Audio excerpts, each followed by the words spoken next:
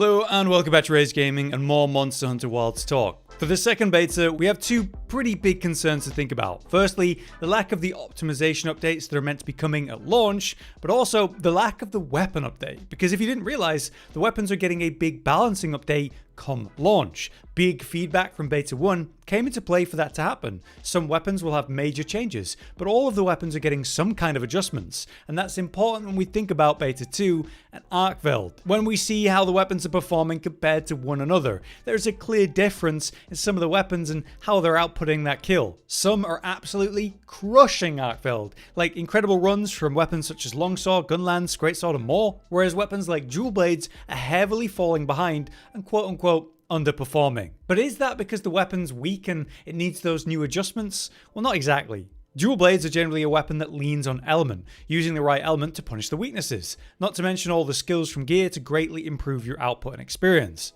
Without those in the beta, dual blades is simply lacking, and that's shown harder against a tougher opponent. After all, we're using some raw basic dual blades.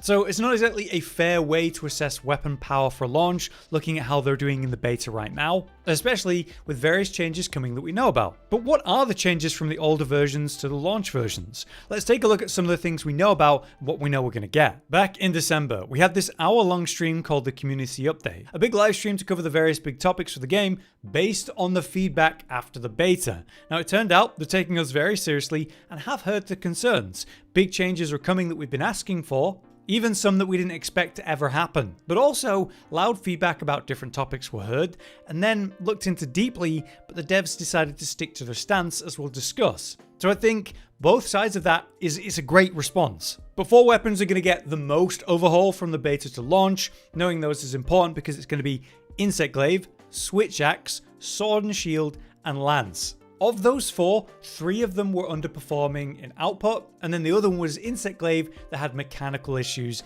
in general. But they did stress that all weapons will get changes from the beta version to launch, just different amounts, general wide-ranging adjustments to skills and elemental values to balance for full game content, and overall adjustments to hit detection and lower damage output. This was the slide that showed covering the main chunk of weapons and changes coming, but interestingly throughout the whole community update there was a lot of discussion that went on beyond what they show on screen, such as details like greatsword and hunting horn being brought up that weren't part of the plan for an example of that. So I want to remind you of those details and show you some of the planned changes. First up, we have greatsword. There is only one thing revealed about greatsword for the launch version that we know of right now, but it is a big one. True charge slash. The final hit of the big 3-part combo, you want to reach it as soon as possible and slam it out with maximum power. That's the core of greatsword gameplay, and there's new ways to achieve that in Wilds, which is nice. Problem is, they reduced the damage output of this move, so much so that say the new hammer attack, Mighty Charge, was competing for the highest single hit damage in the beta. That's not a terrible thing, it's actually awesome for hammers. The issue is that True Charge Slash is performing worse than it should. In the beta version, it's almost not worth going for. The second part of the 3-part combo that ends in True Charge is only slightly weaker than the max level True Charge. You still go for True Charge Slash, of course, but it definitely messes with the priority system of the weapon and the satisfaction of a true charge big hit. So with one passing comment, we had great news from the devs. While talking about Hit Stop, which is returning at launch, they also mentioned that a variety of moves have had their damage increased. They called out Greatsword and the True Charge Slash as one example of that, which is a super important detail to know if you're a Greatsword player. So, True Charge Slash will be stronger at launch, rejoice. Second up then, another weapon we learned more about based on a surprise conversation was Hunting Horn.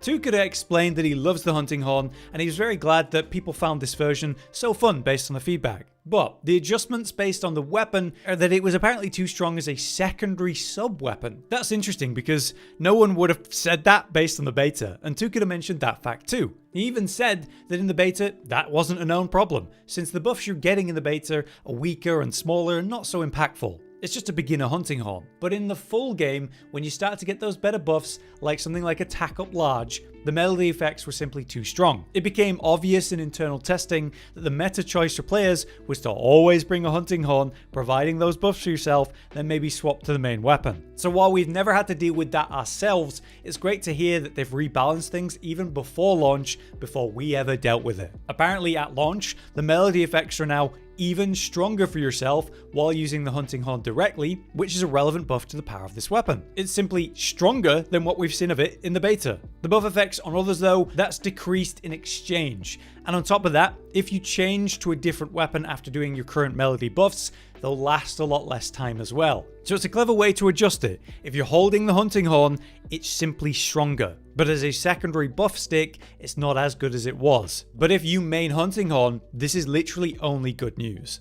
But now let's talk about one of the weapons they acknowledged as the top, or one of the best weapons rather, bow. If you're unaware, the top performer in terms of raid owl speedruns in beta 1, it was bow, and it was a big difference. But why? Well, they kind of address this. Tugada feels that weapon tiering is something he's going to try to avoid where possible.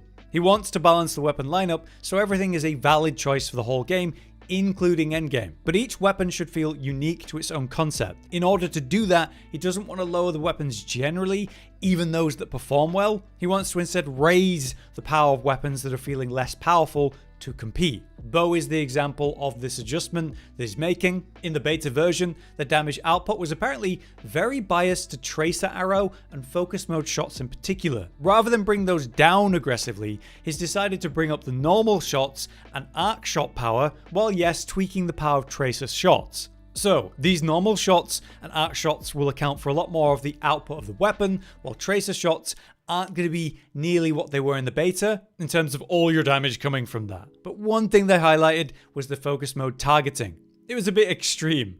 In beta, you can lock onto multiple wounds or targets basically instantly. This is going to be rebalanced to take more time to lock onto individual wounds, giving you more control over which you pop in that moment. It seems a bit fairer power-wise, but also probably helpful in multiplayer. Other players might appreciate you not popping all the wounds instantly every time. Some weapons actually get big power benefits from popping wounds, like longswords using it to gain spirit levels as one example. So overall, it seems like the bow will take a hit, but not a massive one, and the power is just kind of getting a reshuffle. But what about the named Thor that are getting the biggest changes? Well, let's run down the list of what they showed us, but also the fact that they talked beyond what they showed us on screen. Starting with Insect Glaive. Vaulting dance is back, that's the aerial bounce. They were very aware of this issue, but even before beta apparently. At local tests and play sessions, anyone that touched Insect Glaive would know about the lack of vault dance. They didn't say anything about it, but it does say on the slide that players can combo into a variety of aerial actions after vaulting, like before, but also aerial attack power will increase by 2 levels every time you land the dancing vault. This directly rewards being in the air longer then, even encouraging the playstyle thanks to that mechanic. But speaking of that ground playstyle and some of the new big moves like descending slash, they gave that an offset effect right at the beginning of the move, so you can actually time it to send the monster staggering away at the right moment. There were extra effects to benefit from, like the different extracts. Listed on that were orange now getting knockback negation when the weapon is currently drawn, and then red and white and orange when you got all three. That will mitigate wind pressure, tremors, and roars just passively. One big topic though for Insect Glaive is the fact that some players said the controls for charging up were a little bit too difficult or felt tricky to operate. Tugada took that feedback on board and spent time with it in-game himself. And while he definitely agrees it can be tricky to pull off in certain situations, he also feels that changes like that would affect other aspects of the weapon. Like, what would the solution be? How would it affect other things? He feels that it's certainly more involved to use than other moves, but it adds rewarding depth to Insect Glaive gameplay. So if you can get used to how it works, it'll deepen your playstyle. Personally, I feel what that says more is that putting it somewhere else or giving it a different setup would affect other things in a negative way. Obviously, they took the feedback seriously, but ultimately feel it's the way it needs to be. Moving on, next is Lance. Lance and the effects of the changes made were on the unintentional side, apparently. They wanted to give us a variety of options regarding and fine footwork movement. The idea was to give the players a wider toolset for Lance, but the unintentional side effect of that was how the classic playstyle of Lance was almost removed, because it narrowed the realistic choices players would make in proper gameplay. You might have more tools and options, but the best options were pretty much the same thing and a small repeating moveset over and over. So, in response, the counter thrust move from past Monster Hunter games, they brought it back and called it something new, charge counter. So you can do that while guarding. They've also added an entirely new move they've not properly revealed yet, which can be chained into from power guard and perfect guards, with the goal of reading monster movement and kind of reacting to it and getting higher value from that. Alongside that, the power guard itself will now charge to higher levels quicker when successfully used to defend against stronger monster attacks. So big supers and so on, you'll get higher charge like much faster, encouraging again that Iron War playstyle. Duke has stated that he wanted to expand the range of what you can do based on the past Monster Hunter games, and that means they've even removed certain moves that you'd essentially never use in X or Y scenario. Further, they've sped up the cancellation timing of guard dashes you might chain into from combos. That means you could use it to charge forward or maybe away and then cancel it super quick, maybe resulting in more control over your positioning. And so he feels with these changes, Lance feels better than ever and people should give it a go. But the weapon that I care to see the biggest changes for was discussed next, and that is Switch Axe. The opening comment here was that it was made much stronger than it was in the beta, where it definitely had performance issues.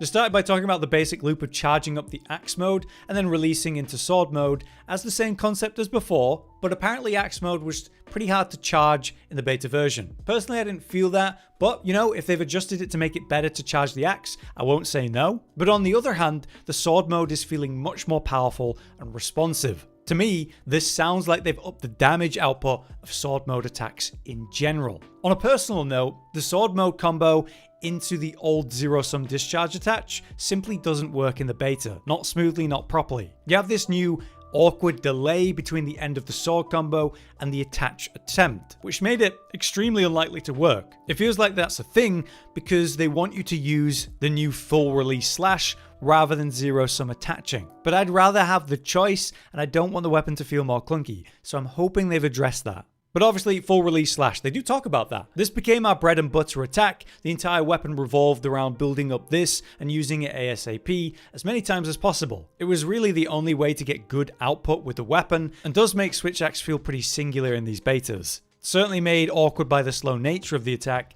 and even the awkward hitbox. You need to sort of aim to the left. In their opinion, it feels a lot better. Its power and feeling are both better. So it's hitting harder, but it's also going to be smoother to use. When looking at the gameplay they showed us, it does have hyper armor now, which means you're able to tank big hits and still get it off, which should make it a bit more consistent. Now, some moves were apparently changed based on player feedback due to how difficult they were to actually use. The sword mode counter has been made more usable as an example. Now, after looking at the footage, what we've seen here is it's basically more of a rewarding counter if you perfectly time it. It has a pretty forgiving counter timing, but you take this nasty chip damage. Well now, if you perfectly time the counter, you get this flare of blue and you take a lot less chip damage, which is great to see. One thing I find disappointing from this footage though, is that you don't get a damage increase on the kind of weak double slash follow-up that occurs after landing this counter. In both examples, they showed 27 and 33 on the failed perfect counter or the actual perfect counter, so that's a shame. One other thing they mentioned is that they've shortened the animation lock period after using a focus strike as well, so I'll take that.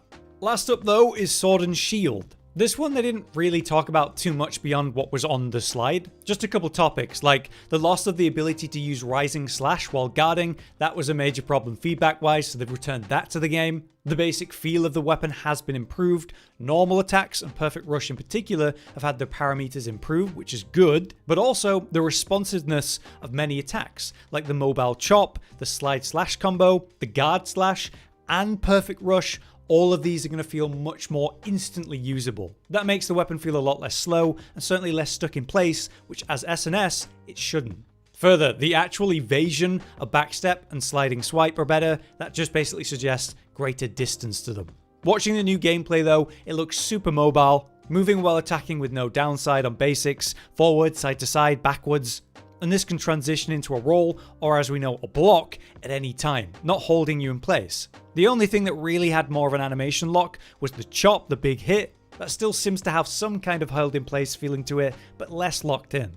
But yeah, that'll cover it for known information from what they've told us. I think it's all very promising stuff. I'm very hopeful for the main four, the ones they're making the biggest changes for, but I'm interested to hear more about the minor stuff for all the weapons. Like, you know, Charge Blade. Is it going to get any better benefits for super amped element discharge or the new overcharged vials? What other changes have happened? I want to know. But otherwise, I hope this overview and reminder of how things are going to change was useful and important for you. For now though, I've been Hollow, you've been you, thanks for watching. Josh, Cotton, and Hollow with the videos, dropping the humor like a hammer on your tippy toes, bringing entertainment on a daily arrangement to take our insanity and turn it into entertainment. Yes, I said entertainment twice, to reiterate that it is nice to look into your faces on a mostly daily basis when you let us in your homes to make the whole world a stage. Goodbye.